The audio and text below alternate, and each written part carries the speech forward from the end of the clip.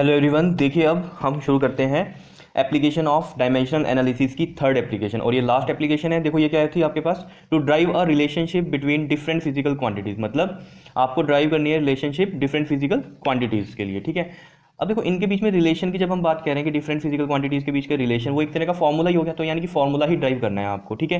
तो देखो ये भी हम किसकी हेल्प से करते हैं, principal of homogeneity of dimension की हेल्प से करते हैं, ठीक है। तो यहाँ लिखा भी हुआ है, using the principle of homogeneity of dimensions we can drive the formula of a physical quantity if we know the factors on which the physical quantity depends. तो हम क्या कर सकते हैं, ड्राइव कर सकते हैं फिजिकल क्वांटिटी का फॉर्मूला अगर हमें ये पता है कि वो किन किन फैक्टर्स पे डिपेंड करती है। क्लियर। जैसे देखो ये एग्जांपल समझ लो या क्वेश्चन समझ लो, जैसे मर्जी आप इस चीज़ को देख लो, इससे बहुत क्लियर हो जाएगी ये बात कि कैसे हम ड्राइव कर सकते हैं फॉर्मूला। तो देखो क्या है कि drive an expression for the centripetal force F acting on a particle of mass am moving with velocity v in a circle of radius r। मतलब आपको ड्राइव क्या करना है, एक्सप्रेशन सेंट्रीपिटल फोर्स का, यानी कि f का जो है फॉर्मूला ड्राइव करना है। और ये किन किन फैक्टर्स पे डिपेंड कर रहा है, ये देखो अगर हम देखें डायरेक्टली प्रोपोर्शनल टू, ये किस किस पे डिपेंड हो रहा है आपके पास, मास पे हो रहा है और वेलोसिटी v पर भी है ये, और साथ में रेडियस पे भी है, r पे भी है, ठीक है। अब हम क्या करेंगे, इनकी ना पावर्स लगा देंगे। जैसे मास का कुछ होगा नंबर, ठीक है, तो a, ऐसी वेलोसिटी के लिए b लगा दिया हमने, और रेडियस के लिए हमने पावर c लगा दी। क्या इतनी बात क्लियर है या नहीं? ठीक है, देखते जाओ क्या हो रहा है, बाद में समझना कि क्या यहाँ a b c क्यों लिखा हमने, ठीक है। अब ये डायरेक्टिव पोर्शन का जो साइन है ये हटाएंगे तो ये हमारे पास इक्वल टू का बनेगा, और हम इसको लिख देंगे के क्या है, डायमेंशनलेस कांस्टेंट है, ठीक है। और ये m की पावर a, v की पावर b और r की पावर c। अभी डायमेंशनलेस कैसे होगा कांस्टेंट, देखो जैसे मैंने अभी पिछले जो एप्लीकेशन कराई थी उसमें एक क्वेश्चन कराया था सिंपल पेंडुलम के टाइम पीरियड के लिए, उसमें जो फॉर्मूला था वो था 2 पाई अंडर रूट में L/g, यही था, ठीक है। अब देखो ये L की पावर कितनी है, अगर हम देखें यहाँ पर 1/2 है, और G की पावर कितनी है, 1/2 है, क्योंकि स्क्वायर रूट है, स्क्वायर रूट को हम 1/2 भी लिखते हैं, ठीक है। तो ये पावर्स ही हो गई, तो इसलिए यहाँ इनकी पावर्स रखी है हमने, जो भी क्वांटिटीज़ हैं, ठीक है, कुछ ना कुछ आएंगी, ठीक। और ये 2 पाई क्या है, कॉन्स्टेंट टर्म है, डायमेंशनलेस कॉन्स्टेंट बोलते हैं हम इसको। तो यहाँ पर भी हमने ये के रखा है इसी वजह से, क्योंकि जैसा ये फॉर्मूला बना है इसी तरीके का ये बनेगा, तो उसमें हो सकता है कोई कॉन्स्टेंट भी हो, ठीक है। तो वो भी चीज़ हमने यहाँ पर रख दी है, ठीक है। लेकिन एक बात याद रखना, इन जो ये फॉर्मूले ड्राइव करते हैं, ठीक है, तो इसमें हम ये कांस्टेंट की वैल्यूज़ नहीं फाइंड आउट कर सकते, ठीक है। हम ये रिलेशन बना सकते हैं सिर्फ, जैसे इसमें भी हम कांस्टेंट की वैल्यू को हम यहाँ क्या लेके चलने वाले हैं, 1 लेके चलने वाले हैं, ठीक है। तो देखो के की वैल्यू को हम 1 रखेंगे, तो हम यहाँ लिख देते हैं where K is a dimensionless constant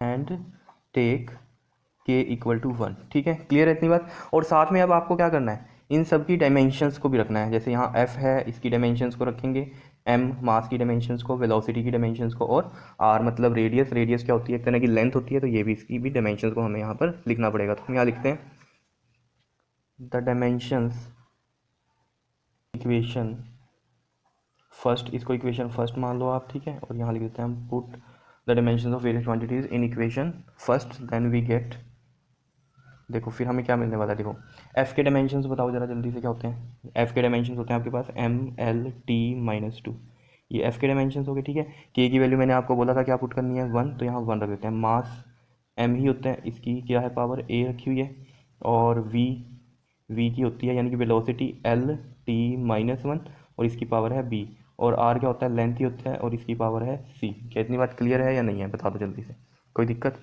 अब देखो इनमें यहाँ से क्या आ जाएगा, देखो m की पावर a, l की पावर देखो जरा, l की पावर अगर देखो आप यहाँ पर, अगर मैं इसको अलग करूँ, देखो l t-1 की पावर b है, ऐसे समझो, ठीक है। तो l की पावर b है और t की पावर कितनी है, -b है, ऐसे ही तो समझोगे, मल्टीप्लाई करेंगे ना, l की पावर b और t की पावर -b, तो l की पावर b है, तो यहाँ l की पावर b है और यहाँ c है, सेम बेस है तो पावर ऐड होती है, तो मैं यहाँ लिख दूँ l की पावर b + c। समझ में आया या नहीं? जैसे हम कहते हैं 10 की पावर 2 और 10 की पावर 3, तो हम लिखते हैं ना 10 की पावर 5, सेम बेस हो तो पावर ऐड हो जाती है। तो ऐसे यहाँ l की पावर b है और यहाँ l की पावर c है, तो बेस सेम है l तो उनकी पावर्स को ऐड कर दिया, और क्या बचा ये t की पावर -1b, तो ये मैंने अभी बोला आपको कितना बन जाएगा, t - b, तो ये बन गया यहाँ से, ठीक है। और इधर क्या है आपके पास, m l t-2। क्या इतनी बात समझ में आ रही है या नहीं?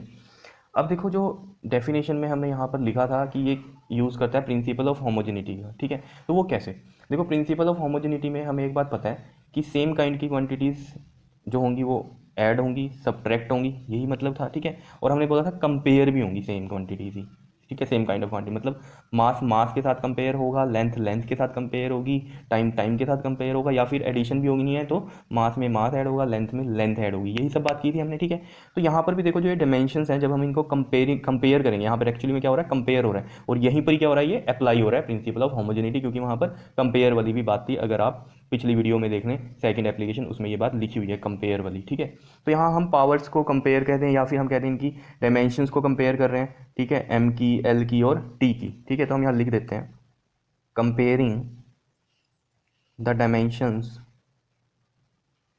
समझ में आ रही है बात, प्रिंसिपल ऑफ होमोजेनिटी कैसे अप्लाई हो रहा है यहाँ पर। ठीक है, ऑन बोथ साइड्स।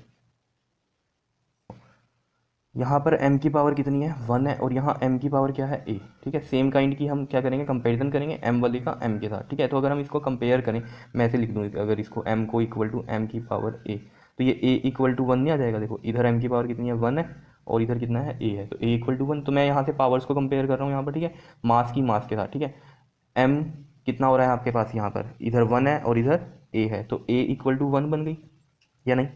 दूसरी देखते हैं, ये किसकी है, मास की कंपेयर की है, और यहाँ पर मैं करूँगा लेंथ की। तो देखो लेंथ इधर कितनी है, 1 है, और इधर कितनी है, b प्लस सी है, तो मैं ऐसे लिख दूँ b plus C equal to 1।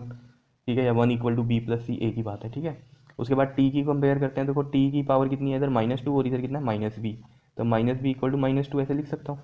और यहाँ से देखो b की वैल्यू आ गई 2, और a की वैल्यू तो यहाँ से 1 है ही है, इसको तो क्या सोल्व करना है। अब यहाँ पर c की वैल्यू निकाल सकते हैं हम, अगर b की वैल्यू पुट कर दें, तो देखो b की वैल्यू 2 पुट करते हैं, c इक्वल टू 1, तो c कितना आ गया, 1, और ये 2 इधर जाके माइनस का 2, कितना आ गया आपके पास, माइनस का 1। c की वैल्यू आ गई आपके पास -1, a की वैल्यू 1, और b की जो आपके पास वैल्यू आई है वो आई है 2। क्लियर। अब हम क्या करेंगे, इन सब वैल्यूज़ को इक्वेशन फर्स्ट में पुट कर देंगे। ठीक है, तो हम यहाँ लिखते हैं put all these values in equation first. Equation first में पुट कर दो, तो देखो क्या थी equation first, f is equal to में क्या था हमारे पास, k। ठीक है, और ये जो हमने टेक k इक्वल टू 1 लिखा था, वो यहाँ पर सोल्व करने के लिए रखा था। ठीक है, f इज इक्वल टू में k, और m की पावर m a है। देखो ये स्मॉल m लिख रहा हूँ क्योंकि ये क्वांटिटी को यहाँ रिप्रेजेंट कर रहे हैं, यहाँ पर हमने डायमेंशन में कैपिटल m लिखा, तो इसमें कन्फ्यूज ना हो जाना कि ये स्मॉल m लिया है। ठीक है, m की पावर कितनी है, a है, a है 1, और फिर क्या था, v था b की पावर b थी, तो ये कितना आ गया 2, और r की पावर थी c था -1। आ रहा है समझ में। अब देखो इसको हम यहाँ से ऐसे भी लिख सकते हैं, k m ऐसे रख दूँ v स्क्वेयर, और ये r -1 है, तो नीचे जाके r +1 बन जाएगा, 1 1 लिख नहीं रहे हैं। ठीक है, तो ये बन गया आपके पास f का फॉर्मूला कितना, k mv स्क्वेयर अपॉन में r। और आपको पता भी था ये कि सेंट्रीपिटल फोर्स का जो फॉर्मूला होता है mv स्क्वेयर बाय r, इसका मतलब वहाँ के एक्चुअल में भी 1 होता होगा। ठीक है, वो हमें लेना देना नहीं है, यहाँ जो मर्जी हो, 1 हो या कोई और भी हो। ठीक है, क्योंकि कई सारे फॉर्मूले होंगे, तो उनमें हमें टेंशन नहीं लेनी कि k क्या होगा। ठीक है, बस आपने लिख देना है कि हो भी सकता है यहाँ पर कुछ हो, नहीं होगा तो 1 होगा, ये मान के चलते हैं। ठीक है, जैसे हमें तो इस फॉर्मूले में पता है कि mv स्क्वेयर बाय r ही होता है। ठीक है, तो यानी कि k 1 ही होता होगा एक्चुअल में, लेकिन आपने बस ये फॉर्मूला ड्राइव कर दिया, यहाँ तक छोड़ देना, आपने खुद से नहीं बोलना कि यहाँ भी k 1 है। क्लियर, तो हम यहाँ लिख सकते हैं this is the required expression for centripetal force. तो अब आपको पता चल गया होगा कि ये जब मैंने पहले ही जो फैक्टर्स लिए थे, ठीक है, जिन पे डिपेंड कर रहा था, उनकी पावर ए बी सी क्यों रखी, क्योंकि ए बी सी की वैल्यू निकलेगी, उसी से तो ये पता चलेगा ना कौन सी क्वांटिटी कितनी पावर की है। जैसे m1 है, v स्क्वेयर आया है ना, क्योंकि ये b की वैल्यू 2 आई थी तो स्क्वेयर आया, और r -1 आया तो वो नीचे चला गया। तो देखो कितनी हेल्प हो रही थी ए बी सी की वैल्यू से, ए बी सी की वैल्यूज रख दी, उससे हमारा ये फॉर्मूला पता चल गया। समझ रहे हो, ये फ़ायदा था इनका ए बी सी का। क्लियर है कहानी कैसे हमने ड्राइव किया है ये फॉर्मूला। ठीक है, तो ये सिंपल सी बात आपको समझ में आ रही होगी, और ध्यान में रखना आपने जो यहाँ पर लिखी है बात, using the principle of homogeneity of dimensions, वो कहाँ पर जाके अप्लाई हो रही थी, जहाँ पर हमने लिखा है comparing the dimensions of the similar quantity. Same जो सिमिलर क्वांटिटीज़ थी उन्हीं की डायमेंशंस को हमने कंपेयर किया, जैसे मास की मास के साथ कंपेरिजन किया है। ठीक है, क्योंकि उनकी पावर्स हैं, पावर्स क्या है, एक तरह से डायमेंशन ही तो है, एम की कितनी पावर होगी, एल की कितनी पावर होगी, टी की कितनी पावर होगी, ये सब डायमेंशंस ही हैं। तो मास की मास के साथ, लेंथ की लेंथ के साथ, और टी की टी के साथ। तो यहाँ पर जैसे ये आया था आपके पास एल टी -1 और एल 2 जगह था, तो इसको एक ही जगह करना है पहले आपने। ठीक है, इधर पावर बी और इधर सी, तो यानी कि वो ऐड हो जाएगी, सेम बेस है तो पावर ऐड हो जाती है। फिर आप इजीली कंपेयर कर सकते हो लेफ्ट हैंड साइड और राइट हैंड साइड में सेम क्वांटिटीज़ की डायमेंशंस को। ठीक है, आ रहा है समझ में। ठीक है, इसके बाद हम ये नेक्स्ट क्वेश्चन करेंगे इसमें। ठीक है, वो नेक्स्ट वीडियो में करते हैं, इतना आप ये नोट कर लो अच्छे से। ठीक है, और खुद ट्राई करो, क्वेश्चंस को ट्राई करोगे तो बहुत अच्छे से आपके दिमाग में बैठ जाएंगी ये बातें, ठीक है। खाली देखने से कुछ नहीं होगा, खुद भी ट्राई करो तो देखना ज़रा कितनी इंप्रूवमेंट आती है आपके अंदर। क्लियर? Okay, thank you.